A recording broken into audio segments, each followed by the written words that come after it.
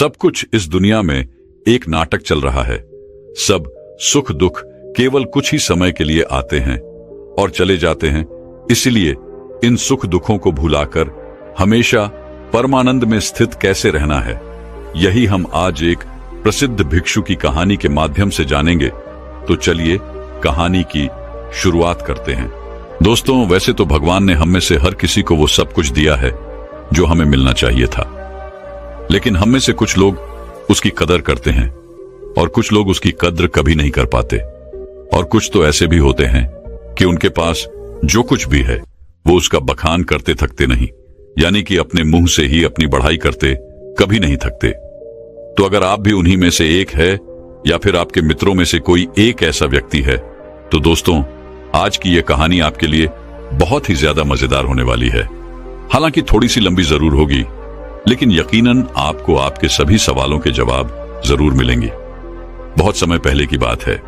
एक राजा जिसके पास इतनी धन दौलत थी कि अगर वो हर रोज दान किया करता या फिर उसे बांटा करता तो भी उसकी दौलत कभी खत्म नहीं होती। एक बार उस राजा ने अपने जन्मदिन पर एक बहुत ही बड़ा महोत्सव रखा और सभी लोगों को उसमें आमंत्रित किया। राज्य के सभी लोग वहां पर आए हुए थे।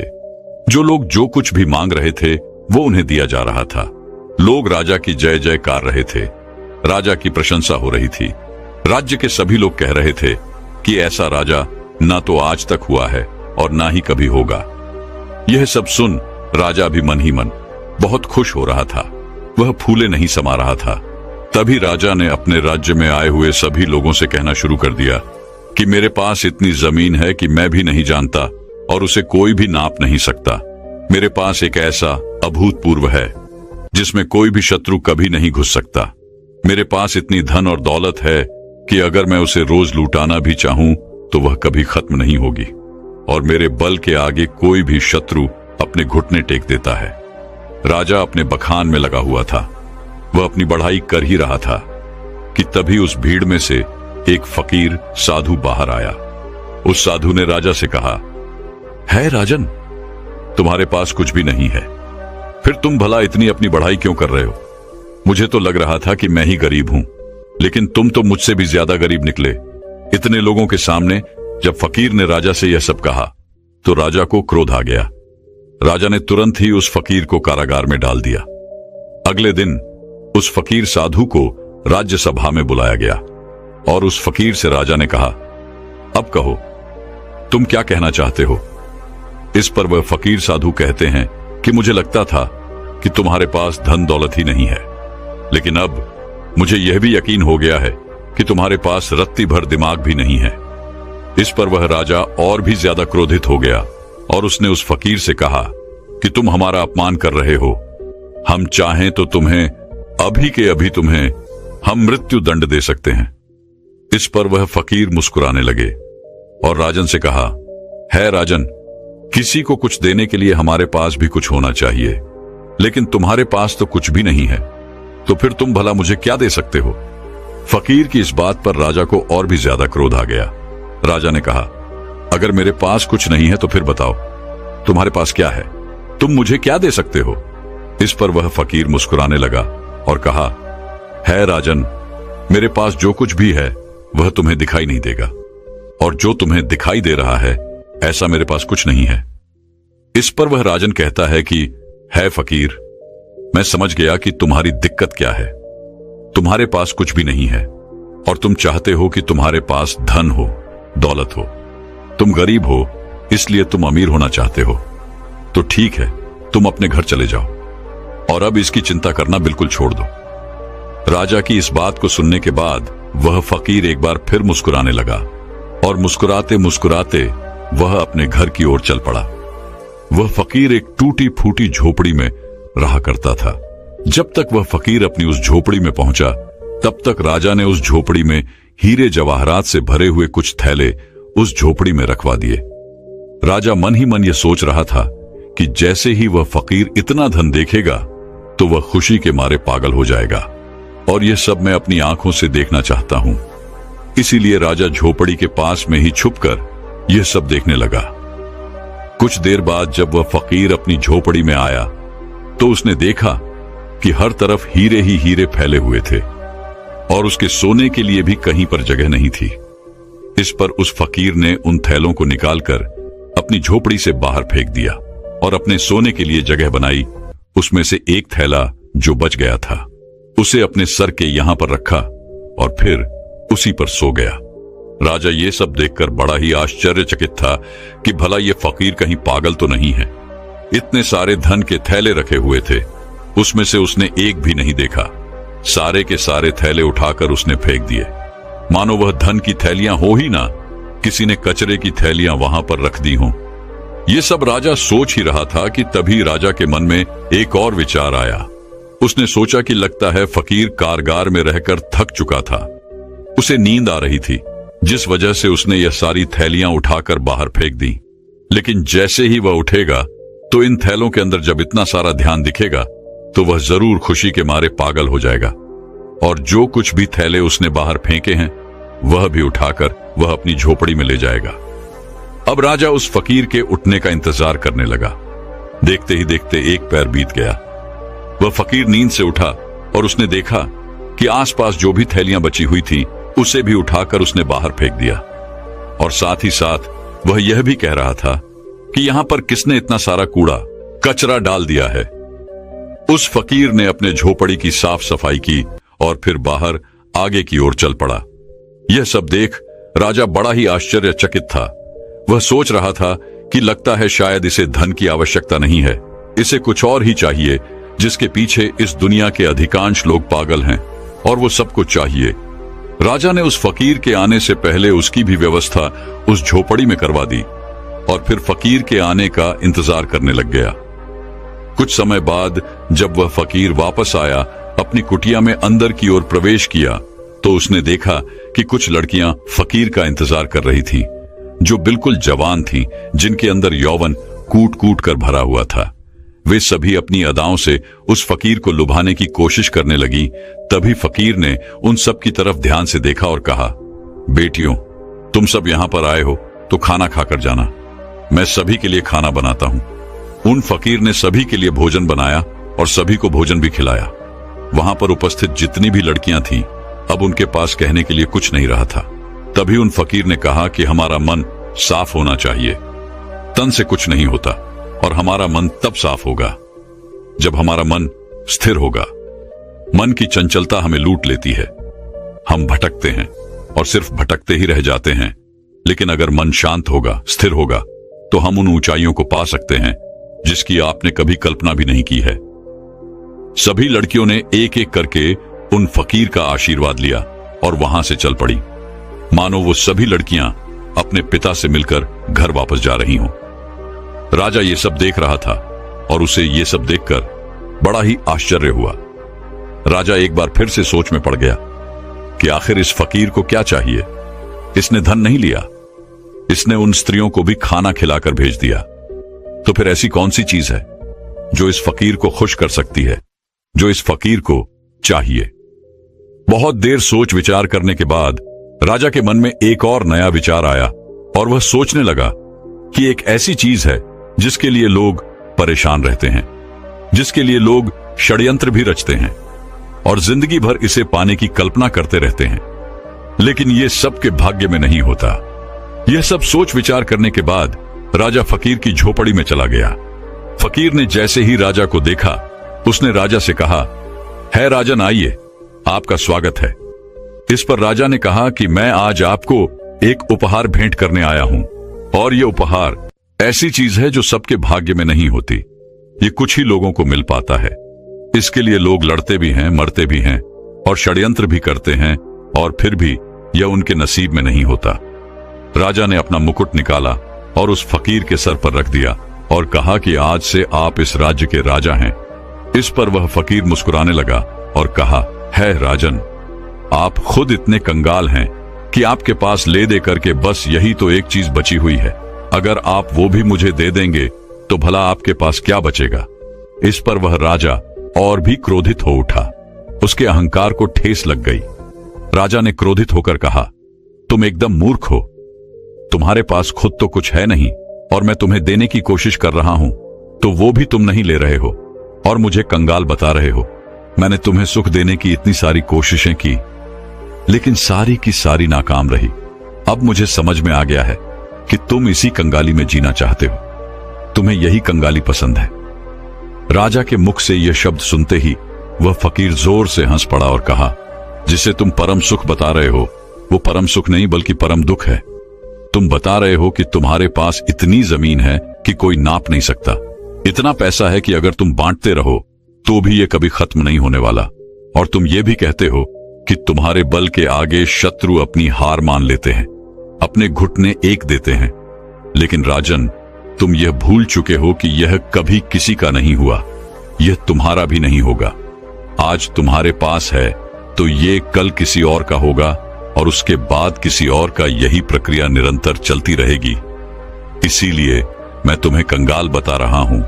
इस पर वह राजा फकीर से कहता है, फिर तुम क्या चाहते हो? मैं तुम्हारी तरह बन जाऊं, तुम्हारी तरह यह गंदे कपड़े पहनूं, तुम्हारी तरह कटोरा लेकर दर दर भटकता रहूं, भीख मांगता रहूं? क्या तुम्हें यही चाहिए? क्या तुम इसी को अमीरी कहते हो? अब की बार फकीर ने राजा से कहा, है राजन, धन दौलत, राजपाट और व्यापार यह हम सभी करते हैं और हम सभी को करना भी चाहिए, पर यह याद रखना चाहिए कि यह हमारे लिए है, हम इनके लिए नहीं। जिस दिन हम इनके लिए हो जाएंगे उस दिन हमारे जीवन में कोई भी मकसद नहीं बचेगा। हम केवल धन कमाना चाहेंगे, अधिक से अधिक धन, लोगों को मारकर, लोगों को गिराकर अपनी सत्ता बढ़ाना, लोगों की जिंदगियों से खेलना, बस यही सब मकसद रह जाता है। और जब ऐसा होता है तो सब कुछ गड़बड़ हो जाता है, कुछ भी सही नहीं रहता, क्योंकि जो कुछ भी तुम बटोर रहे हो ये तुम भूल चुके हो कि एक दिन ऐसा आएगा जब ये सब कुछ तुम्हें छोड़ना होगा और यह सब कुछ यही रह जाएगा।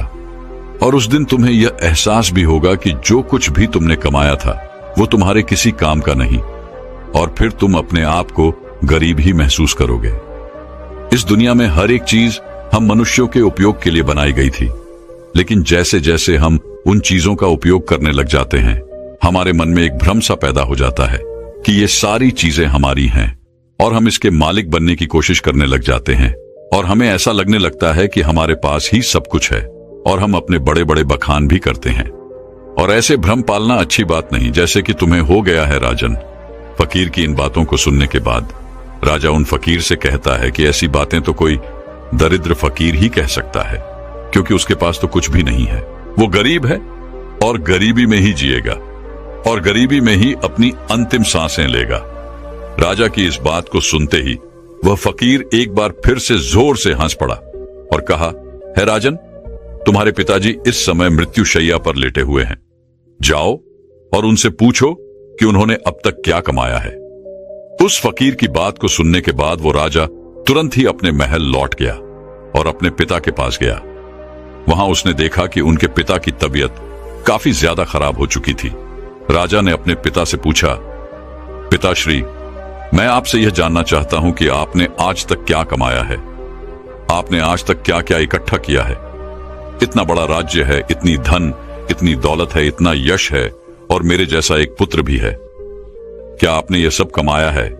अपने बेटे की बात को सुनने के बाद राजा के पिता ने कहा, बेटा, जब तक मेरे हाथ पैर सही सलामत थे, काम कर रहे थे, तब तक मुझे भी ऐसा ही लगता था।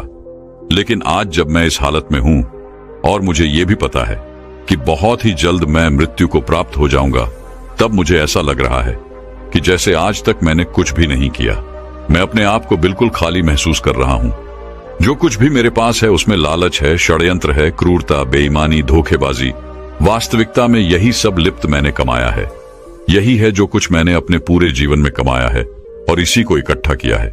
इसके अलावा और मेरे पास कुछ भी नहीं है, और ना ही इसके अलावा मेरे साथ कुछ और जाने वाला है।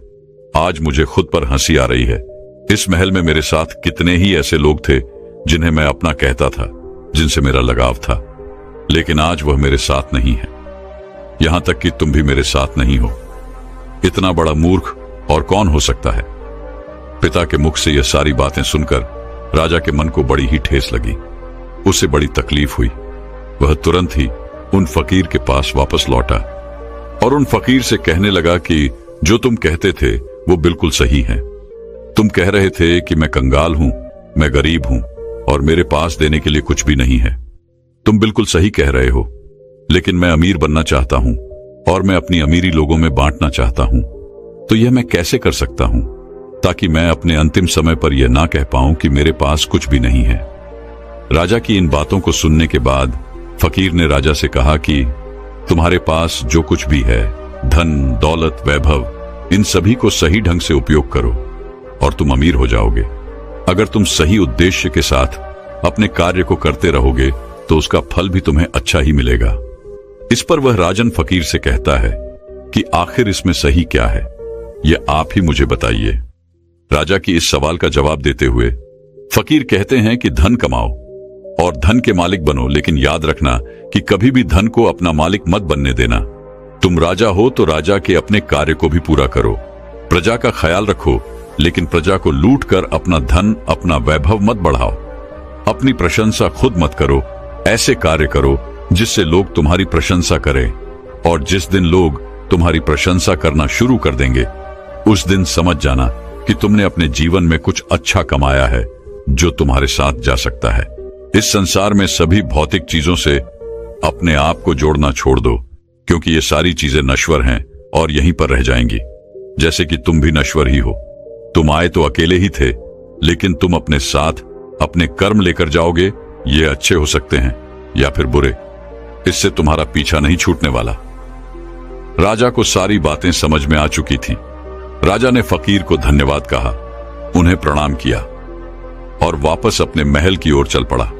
जैसा उसे फकीर ने कहा था, राजा बिल्कुल वैसे ही करने लगा।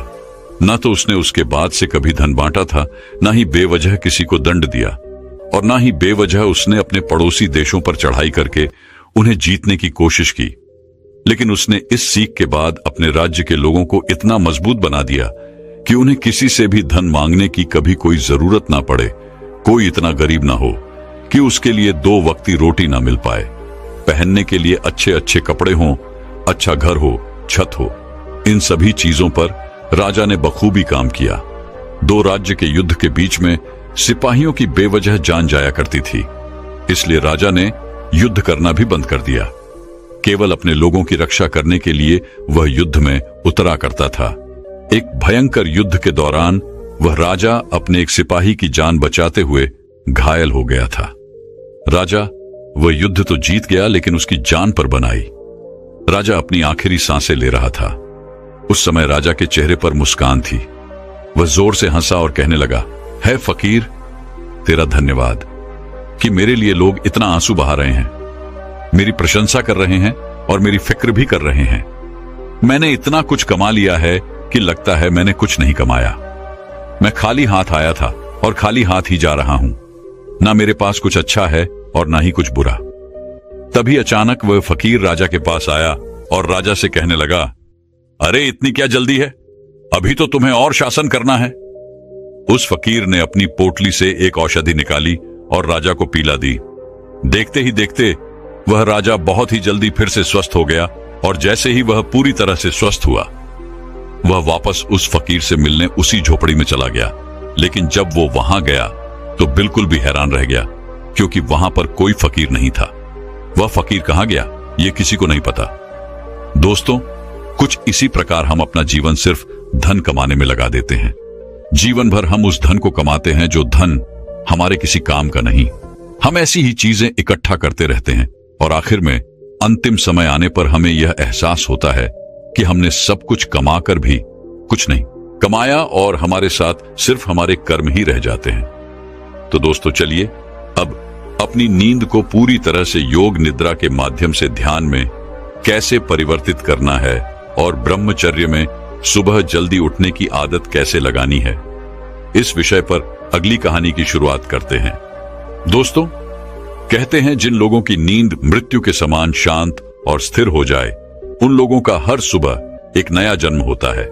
इसका अर्थ यह हुआ कि जिस प्रकार ऋतु के समय हमारी सांसें एकदम से थम सी जाती है, उसी प्रकार नींद में अगर हमारी सांसें इतनी धीमी रफ्तार से चलेंगी जिसका किसी को पता ना चले कि हम सांसें ले रहे हैं या नहीं, तो यह समझ जाइएगा कि आप योग निद्रा में हैं। योग निद्रा का अर्थ यह हुआ कि आपकी नींद ही आपके लिए ध्यान बन चुकी है, और यदि एक बार आप योग निद्रा में पहुंच गए तो आपको ब्रह्म मुहूर्त में जागृत होने का प्रयास कभी नहीं करना पड़ेगा, क्योंकि एक साधारण व्यक्ति की नींद 8 घंटों की होती है और वहीं पर जो व्यक्ति योग निद्रा में होता है उसकी नींद केवल 4 से 5 घंटों की ही होती है। इसी कारण यदि आप योग निद्रा में होंगे तो आपका अपना शरीर ब्रह्म मुहूर्त में बिस्तर छोड़ देगा।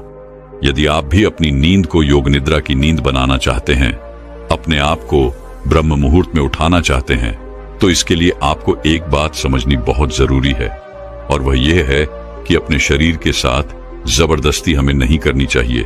अगर आप जबरदस्ती करके किसी तरह से तरह तरह के उपकरणों का इस्तेमाल करके यदि आप ब्रह्म मुहूर्त में उठ भी जाते हैं तो आपकी नींद पूरी नहीं होगी। आपका शरीर थका हुआ होगा और आपका ध्यान भी पूरी तरह नहीं लग पाएगा। इसलिए यदि आप किसी तरह से ब्रह्म मुहूर्त में जबरदस्ती उठ भी जाते हैं तो आप ब्रह्म मुहूर्त की उस समय का, उस ऊर्जा का भरपूर उपयोग नहीं कर पाएंगे। और वहीं पर यदि आपकी आंखें खुद ब खुद ब्रह्म मुहूर्त के समय पर खुल जाती हैं तो आप सुबह के ध्यान में गहरे उतर सकते हैं, ब्रह्म मुहूर्त की उस ऊर्जा का भरपूर उपयोग कर सकते हैं। लेकिन वहीं पर यदि हम जबरदस्ती करके किसी तरह से ब्रह्म मुहूर्त में उठ भी जाते हैं तो इसका अर्थ यह है कि हमने अपने शरीर को तनाव दिया है, जबरदस्ती हमने उसे उठाया है, जिस कारण हमारा पूरा दिन तनाव में ही बीतेगा। हम दिन भर थका हुआ महसूस करेंगे, हारा हुआ महसूस करेंगे और हमारा मन भी किसी कार्य में नहीं लग पाएगा।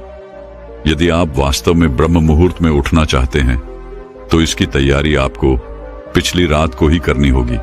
जैसे कि मान लीजिए आप रोज रात को 8 बजे तक खाना खा लेते हैं तो उसके बाद 9 बजे तक आप सोने की तैयारी कर लीजिए। आपको यह समय निश्चित रखना होगा। नियमित तौर पर आपको हर रोज 9 बजे ही सोना होगा। 9 बजे आपको अपने बिस्तर पर पहुंच जाना है, शांत होकर स्थिर होकर सो जाना है। और एक बात और याद है, जब आप इस अवस्था में होंगे तब आपके मन में किसी प्रकार के कोई विचार नहीं होने चाहिए, जैसे कि आज मैंने यह काम नहीं किया, आज मैंने वह काम नहीं किया। यदि मैंने इस कार्य को आज कर लिया होता तो कल मेरे ऊपर इतना दबाव ना होता। आपके दिन भर के सारे काम दिन भर में छूट जाने चाहिए। यदि आप व्यापार करते हैं तो आपके व्यापार के सारे काम वहीं रह जाने चाहिए। इस स्थिति के दौरान आपके मन में ऐसे कोई विचार नहीं होने चाहिए जिससे आप और आपकी नींद पर प्रभाव पड़े। फिर चाहे वह कार्य आपके लिए कितना भी जरूरी क्यों ना हो, फिर चाहे वह विचार ही आपके लिए कितना भी जरूरी क्यों ना हो, क्योंकि एक अच्छी नींद देना अति आवश्यक होता है, जिससे हमारा शरीर ऊर्जावान बना रहता है, ताकतवर बना रहता है। गहरी नींद के मुकाबले और कोई काम जरूरी नहीं होता, क्योंकि अत्यधिक धनी से धनी लोग भी धन तो बड़ी सरलता से कमा लेते हैं, लेकिन वह उसे अपने लिए रातों की नींद नहीं खरीद सकते। और यदि मान लीजिए आपने 9 बजे का समय तय कर लिया है, क्या आपको ठीक इसी समय पर सोना है, तो इसके लिए आपको करीबन 2 घंटे पहले से ही इसकी तैयारी शुरू कर देनी चाहिए। यदि आप ऐसा सोचते हैं कि मैंने 9 बजे ही भोजन कर लिया और 9 बजे ही मैं बिस्तर पर चला जाता हूं और उसके बाद मुझे गहरी नींद आ जाएगी, तो यह आपका वहम है। क्योंकि यदि आप सचमुच योग निद्रा का आनंद लेना चाहते हैं, इसे अपने जीवन में उतारना चाहते हैं, तो आपको करीबन 2 घंटे पहले से इसकी तैयारियां शुरू कर देनी चाहिए। इसके लिए आप जितना जल्दी भोजन कर लेंगे उतना अच्छा है। मान लीजिए कि आप 9 बजे सोना चाहते हैं तो आप करीबन 7 बजे भोजन कर लें, जिससे आपको आपके खाने को पचाने के लिए थोड़ा समय मिल पाएगा। लेकिन क्या आपने कभी यह देखा है कि जैसे ही हम खाना खाते हैं उसके कुछ देर बाद ही हमें नींद आने लगती है? ऐसा इसलिए होता है क्योंकि हमारा शरीर उस खाने को पचाने के लिए अपनी पूरी ऊर्जा लगाने के लिए तैयार हो जाता है, और ऐसे समय पर हम थकावट महसूस करते हैं और हमें नींद आने लगती है। और ऐसे समय पर हमारे शरीर को अत्यधिक आराम की आवश्यकता भी होती है, और जब हम सो जाते हैं तो नींद में हमारा शरीर यूं ही काम करता रहता है, वह उस खाने को पचाने में जुटा रहता है जो हम सोने से पहले खाकर सोए होते हैं। इसीलिए आप रात्रि का भोजन जितनी जल्दी कर लेंगे उतनी ही जल्दी आपका भोजन पच जाएगा और आप एक गहरी नींद ले सकेंगे। आयुर्वेद के हिसाब से हमें रात्रि का भोजन सूरज के ढल जाने के पहले करना चाहिए, और आयुर्वेद में यह भी कहा गया है कि रात्रि का भोजन जितना हल्का होगा उतना ही हमारा शरीर ऊर्जावान होगा, उतनी ही जल्दी हमारा शरीर उसे पचाने में सक्षम होगा। इसलिए हमेशा कोशिश करें कि रात्रि में हमेशा हल्का भोजन करें। लेकिन आजकल हम में से अधिकांश लोग तरह तरह के तरल पदार्थों का इस्तेमाल करते हैं, तरह तरह के तेलों का इस्तेमाल करते हैं ताकि वो अपने खाने को और भी ज्यादा स्वादिष्ट बना सकें। लेकिन इससे हमारे खाने को पकाने में और भी ज्यादा समय लगता है, और जिस भोजन को पकाने में जितना ज्यादा समय लगता है वह भोजन उतना ही ज्यादा पचने में भी समय लेता है। और इसी के विपरीत जिस भोजन को पकाने में कम समय लगता है वह भोजन उतना ही हल्का होता है और हमारे शरीर के लिए उतना ही ऊर्जावान भी होता है। हमारा शरीर इस भोजन को बड़ी आसानी से पचा लेता है और हमारे शरीर को भरपूर ऊर्जा जल्द से जल्द प्रदान कर पाता है। अगर हम कुछ उदाहरण लें तो आपने देखा होगा आटे की रोटी बनाने में हमें थोड़ा समय लगता है, और जब हम इसका सेवन करते हैं तो इसे हमारा शरीर पचाने में भी भरपूर ऊर्जा का इस्तेमाल करता है। वहीं पर यदि चावल की बात की जाए तो इसे पकाने में कम समय लगता है और ये बहुत हल्का भी होता है, और इसे पचाने में हमारे शरीर को मेहनत भी बहुत कम करनी पड़ती है, जिससे हमारे शरीर की ऊर्जा बहुत कम खपत होती है। इसी प्रकार खिचड़ी, चावल, उबली हुई सब्जियां, ये सब हल्के खाने में आते हैं, और वहीं पर रोटी, घी, तेल इत्यादि ये सारे भारी खाने में आते हैं, जिन्हें पचाने में हमारे शरीर को अत्यधिक ऊर्जा लगानी पड़ती है और हमारे शरीर को इसे पचाने में अत्यधिक समय भी लग जाता है। और आप लोगों ने यह भी देखा होगा कि जब हम में से अधिकांश लोग भारी भोजन करते हैं तो उन्हें नींद बहुत देर तक आती है, अर्थात वो बहुत देर तक सोते रह जाते हैं, क्योंकि इसे पचाने में अत्यधिक समय लगता है, अत्यधिक ऊर्जा नष्ट होती है। इस कारण हमारा शरीर थक जाता है और उसे आराम की भी अत्यधिक आवश्यकता होती है, और इसी कारणवश हमारे शरीर में तरह तरह की बीमारियां भी उत्पन्न होने लगती है। लेकिन आजकल हम लोगों को यही नहीं पता होता कि हमें किस तरह का भोजन करना चाहिए। आप में से अधिकांश लोग रोज सुबह सुबह या शाम के वक्त व्यायाम करने जाते होंगे, अच्छा शरीर बनाने के लिए, अच्छा और सुडौल दिखने के लिए, जिससे आपका शरीर बलवान हो, ऊर्जावान दिखे। लेकिन इसके लिए आप भारी भोजन भी करते हैं। इससे आपका शरीर ऊर्जावान और सुडौल तो दिखता है, लेकिन शरीर की वह प्राकृतिक ऊर्जा, वह प्राकृतिक स्फूर्ति और प्राकृतिक ताजगी हमेशा के लिए नष्ट हो जाती है। इसलिए कहा जाता है कि शरीर का बलवान होने से ज्यादा मजेदार है मन का आनंदित होना। यह बात बिल्कुल सच है कि हर एक मनुष्य को व्यायाम करना चाहिए, जिससे उसका शरीर स्वस्थ और सुडौल बना रहता है, रोग मुक्त रहता है। लेकिन हमें उतना ही व्यायाम करना चाहिए जिससे कि हमारा शरीर थके ना, और हमारे शरीर को कम से कम आहार की जरूरत पड़े, जिससे हमारा शरीर प्राकृतिक तौर पर ऊर्जावान बना रहता है। आपने खुद इस चीज का अनुभव किया होगा जब आप में से अधिकांश लोग व्यायाम करते होंगे, और जब आप किसी दिन जरूरत से ज्यादा या फिर यूं कहें कि कुछ कठिन व्यायाम कर लेते हैं तो आपका शरीर अत्यधिक थक जाता है और आपके नींद की अवधि भी बढ़ जाती है। इसी कारणवश हमारे शरीर को ज्यादा आराम की जरूरत पड़ जाती है और हम इस पर ध्यान नहीं दे पाते। इसीलिए जब अगले दिन हम उठते हैं तो हमारा शरीर थका हुआ महसूस होता है, हमारे शरीर के अंदर हमें ऊर्जा कम महसूस होती है। लेकिन जो व्यक्ति समझदार हैं वो लोग यह जानते हैं कि हम चाहे शरीर के लिए कितना भी व्यायाम क्यों ना कर ले, इसे चाहे कितना भी बलवान क्यों ना बना ले, लेकिन एक ना एक दिन तो इसे मिट्टी में मिलना ही है। और यही बात यदि हम अपने मन को समझाने में सफल हो जाते हैं तो इससे बड़ी जीत हमारे लिए और कुछ नहीं हो सकती, क्योंकि मन को समझाने से बड़ा काम इस दुनिया में कुछ हो ही नहीं सकता। जो व्यक्ति अपने मन पर काबू पा लेते हैं उसे समझाने में कामयाब हो जाते हैं। समझ लीजिए कि उन्होंने अपने जीवन पर विजय प्राप्त कर ली, उन्होंने अपने आप पर विजय प्राप्त कर ली, क्योंकि हमारा मन ही हमें भटकाता है, हमारा मन ही हमें लुभाता रहता है, हमारा मन ही दूसरों को प्रभावित करने में लगा रहता है। जैसे कि हम में से अधिकांश लोग व्यायाम इसलिए करते हैं ताकि उनका शरीर सुडौल और बलवान दिखे और वह लोगों को प्रभावित कर सके। जैसा कि आजकल हम सभी तरह तरह के विज्ञापनों में देखते रहते हैं, उसे देखकर हमारा मन भी उसी तरह काम करने लग जाता है, क्योंकि हमने हमेशा से तरह तरह के कलाकारों को देखा है जो अपने शरीर को सुडौल और आकर्षक बना लेते हैं। हमारा मन भी उसी पर काम करता है। हमारे मन को भी वही चाहिए। हमारे मन को भी लोगों को प्रभावित करना है, जिस कारण हम भी उसी राह पर चल पड़ते हैं।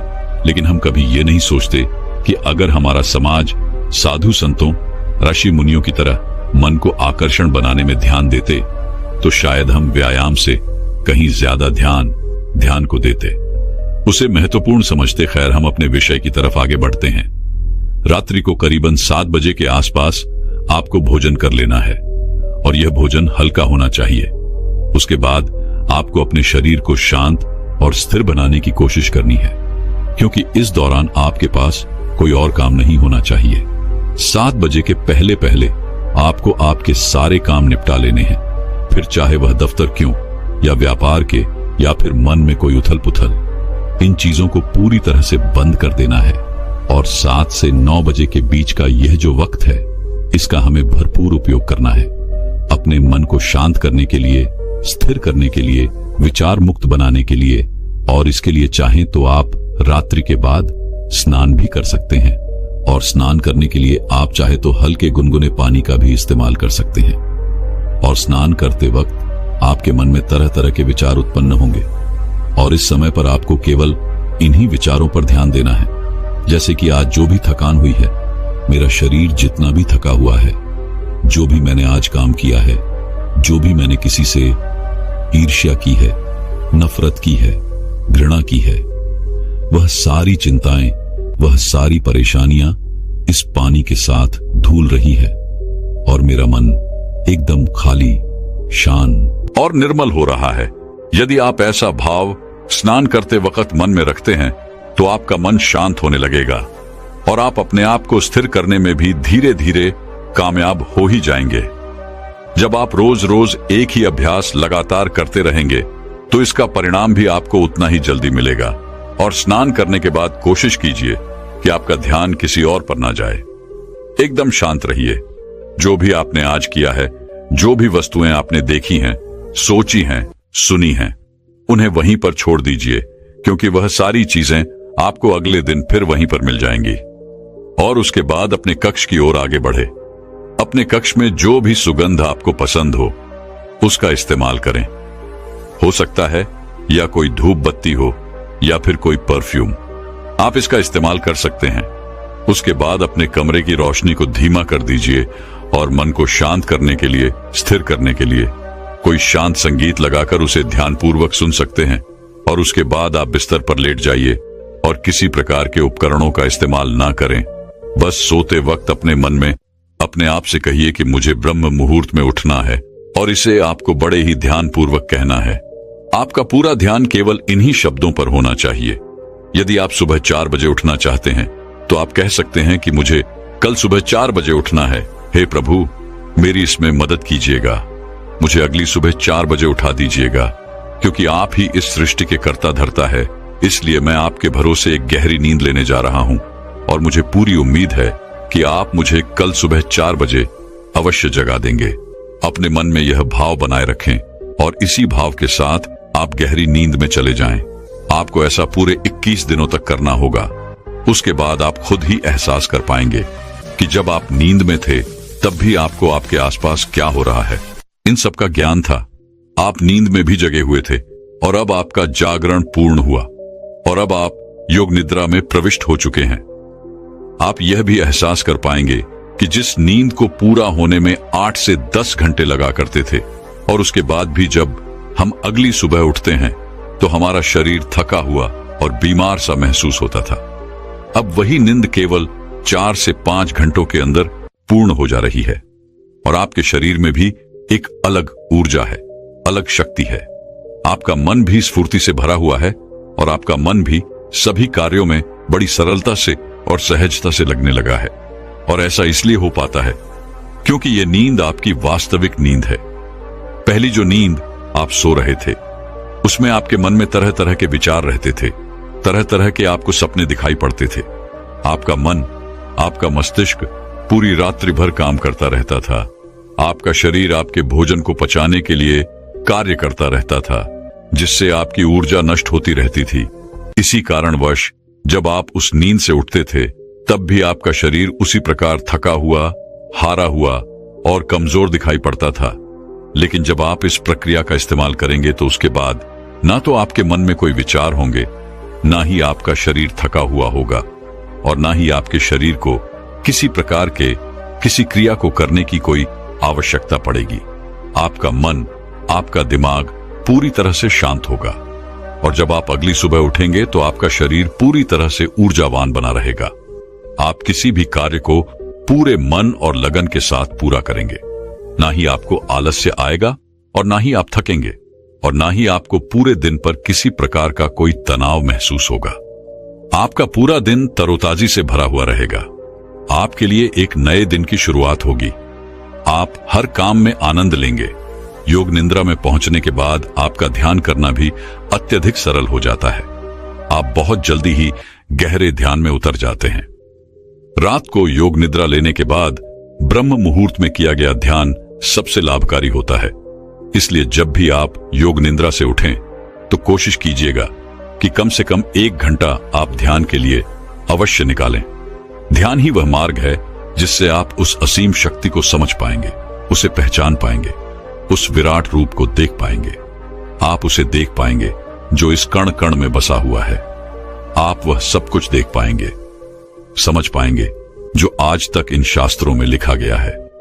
इन शास्त्रों का निचोड़ अब आपको ज्ञात हो जाएगा, जो आज तक यह आर्ष मुनि हमें सिखाते रहे हैं, जिस पर पूरा अध्यात्म टिका हुआ है। हमारे शास्त्र, वेद और ज्ञान ये सब कोई पढ़ने या रटने की चीजें नहीं है, ये तो अनुभव है। इसका हमें अनुभव ही करना चाहिए। यदि आप इसे रटने का प्रयास करते हैं तो आप कुछ नहीं हासिल कर सकते। इसका आपके जीवन पर कुछ असर नहीं होगा। ये ज्ञान केवल आपके मस्तिष्क के ऊपरी भाग और मन के ऊपरी भाग पर ही रहेगा। यह कभी आपके मन को प्रभावित नहीं कर सकेगा, जिस कारण यह हमारे मन में एक तनाव पैदा करेगा, जिससे हमारे जीवन में भी तनाव उत्पन्न होने लगेगा। लेकिन यदि आप इन चीजों का अनुभव करते हैं तो यही ज्ञान, यही वेद, यही शास्त्र आपके लिए आनंद का कार्य करेंगे। आपको हर जगह आनंद की अनुभूति होगी।